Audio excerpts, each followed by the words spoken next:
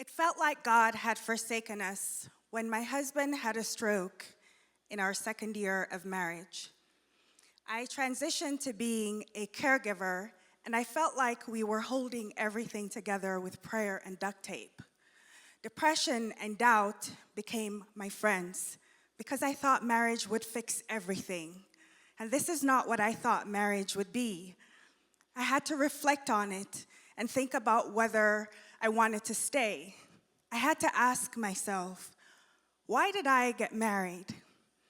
In my reflections, I had a stroke of insight, and I want to share that with you because about 50% of marriages end in divorce. The main causes, financial challenges, and lack of commitment. I want to share another perspective. We treat dating like a transaction, and we encourage sexual exploration as a path to liberation in this age of Tinder and OnlyFans. It sounds good on the surface until you yearn to have a meaningful relationship and realize transactions don't lead to meaningful connections.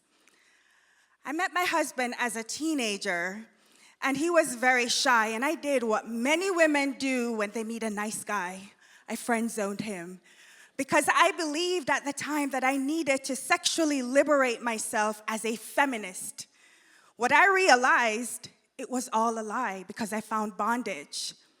I realized that if I believed that my marriage was a mistake, then it meant I believed the lie, because there is no freedom in this wanton sexual exploration, but there is freedom and protection in marriage, because we were never meant to barter our virtues for freedom.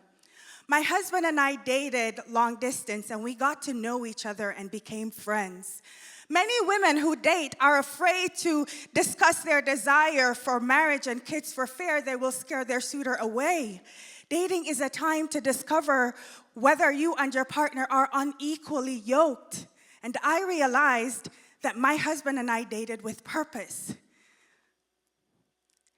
Marriage is a spiritual covenant from God.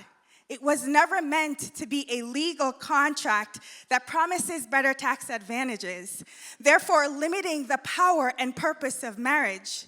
Marriage is described as a three-stranded cord that is not easily broken because the spiritual connection between a husband and wife is made stronger with God. We are individuals first, and we need to learn how to manage these differences.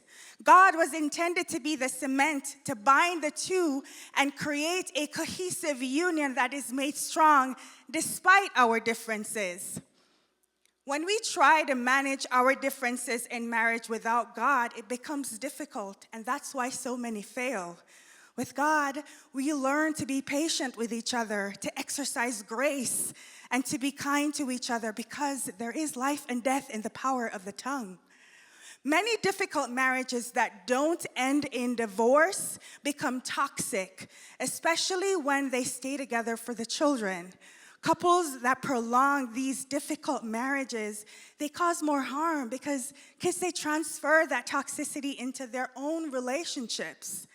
Difficult marriages can be transformed by the three-stranded forms of God. And the only way we can have true transformation is if we surrender our need for control. When marriages are healthy, communities benefit from kids who are well-adjusted, who make constructive contributions. They get better grades in school, get better paying jobs. And at the end of the day, we all benefit. When marriages are toxic, hurt people, and the cycle is perpetuated, and communities are destroyed by the very kids who needed the love and protection of a loving home. Our journey was a very difficult one, and it was in reflection that I saw that we planted strong roots and we were able to grow where we were planted. This year we will celebrate 5 years of marriage, and it was really, really challenging for us, but we are now happy and more resilient for it. And now, to any challenge that comes our way, we're ready.